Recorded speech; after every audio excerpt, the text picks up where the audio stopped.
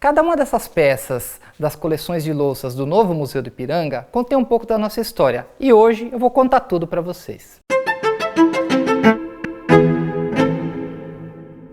A minha pesquisa aqui no Museu do Ipiranga, ela fala de indústrias de louças cerâmicas, né, que a gente conhece como faianças e porcelanas, ao longo da primeira metade do século XX. Essas fábricas têm em comum a questão da técnica dela, né, que começou vindo com imigrantes estrangeiros, justamente porque a primeira fábrica foi montada por um italiano, né, por um imigrante que veio aqui e reconheceu o potencial desse tipo de indústria, né, só que ele não tinha nem os técnicos, nem o maquinário necessário para montar essa fábrica, né. Ao trazer da Europa tanto o maquinário quanto esses técnicos especializados, ele acabou também contribuindo para que novas fábricas do ramo surgissem, principalmente próximos às ferrovias e também em localidades mais afastadas da cidade de São Paulo, que tinham jazidas de caulim, que era uma matéria-prima muito utilizada pelas louças, e também fornecimento de água em abundância. Eu procurei trazer para vocês aqui uma amostra, né, pequena que representa um pouco das coleções de louças aqui do Museu do Ipiranga, né? Essas louças, elas têm muitas curiosidades, né? Assim, primeiro, quando você vê aqueles conjuntos todos, aqueles serviços completos, e aí você já nota também aquele brasão de família, isso já está associado com a questão de prestígio, né?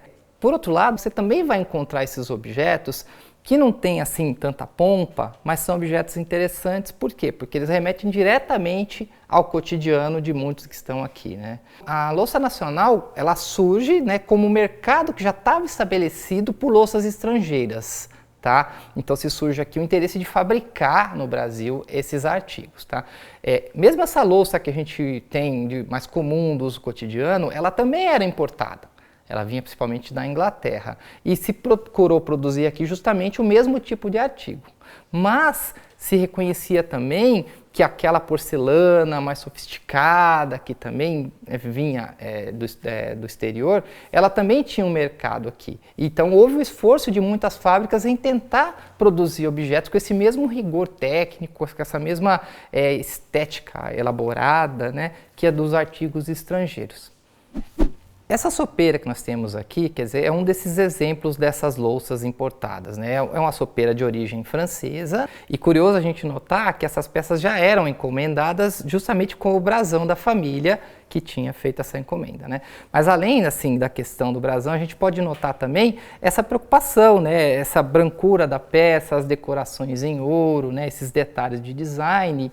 E não era só uma sopeira, quer dizer, essa sopeira fazia parte de um serviço completo, né? Com pratos, com travessas diversas, né? E isso é muito interessante porque todas essas peças recebiam também o monograma.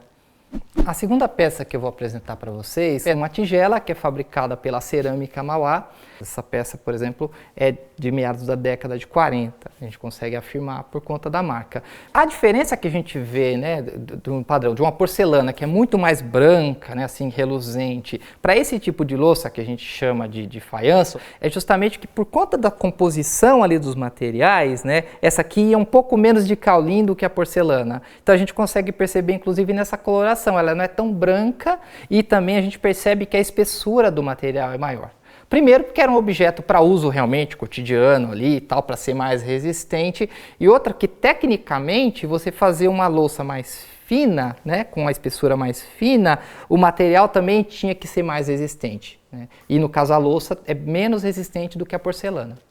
Curiosamente, essa terceira peça que eu vou mostrar para vocês, né, ela já reflete um pouco assim, aquele dinamismo da indústria de louças, né? Porque a segunda, né, que foi a tigela, ela foi produzida na Cerâmica Mauá, que também foi montada por um imigrante italiano que veio para trabalhar na primeira fábrica de louça e depois de vencido seu contrato montou sua própria fábrica em Mauá.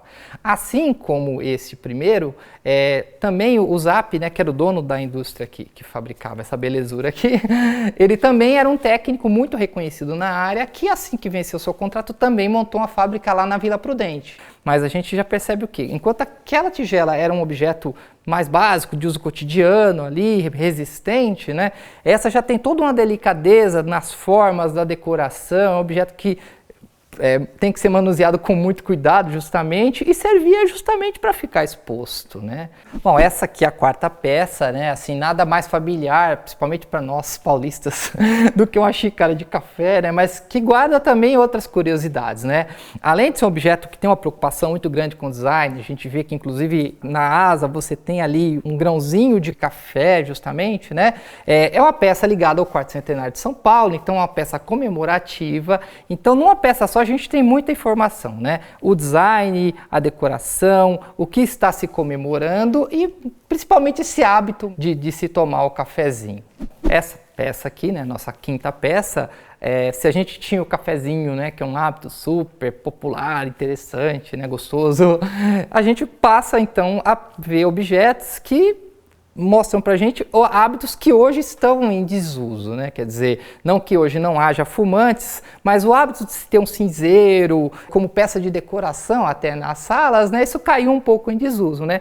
As pessoas continuam fumando, mas não se valoriza tanto o hábito de fumar, né? E para finalizar aqui, né, eu escolhi justamente um conjunto de chá, né? Uma amostra, não estão aqui todas as xícaras, mas nós temos aqui um conjunto com bule, leiteira, açucareiro e manteigueira, né, para mostrar um pouco como esses conjuntos eram mais completos, né. Esse é um conjunto da porcelana real e que a gente pode perceber em relação a esses dourados todos, é que justamente como não se tinha tecnicamente um material que reproduzia a cor do ouro, né, sem que na hora da queima isso expandisse, né, a única maneira de se ter o dourado nas peças era usando de fato o ouro. Assim como o dourado, a gente também pode perceber o uso de decalque, né, que já é um processo em que a industrialização é muito maior, é muito mais padronizado, e o decalque é justamente essa técnica, né, que você tem uma película que você aplica sobre aquela superfície e ela fica impregnada na peça.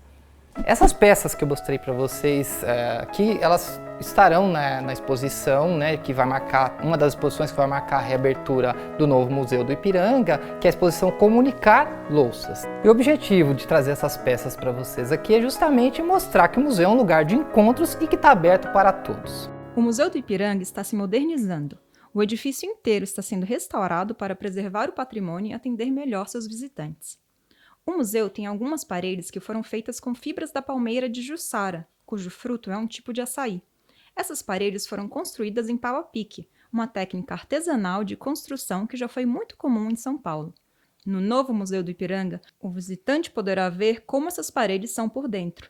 A previsão é de que elas sejam completamente restauradas, o que inclui a remoção da argamassa deteriorada, tratamento contra fungos e a recomposição das partes comprometidas. Além disso, elas serão reforçadas com peças de aço para melhor suportarem mobiliários fixados na parede.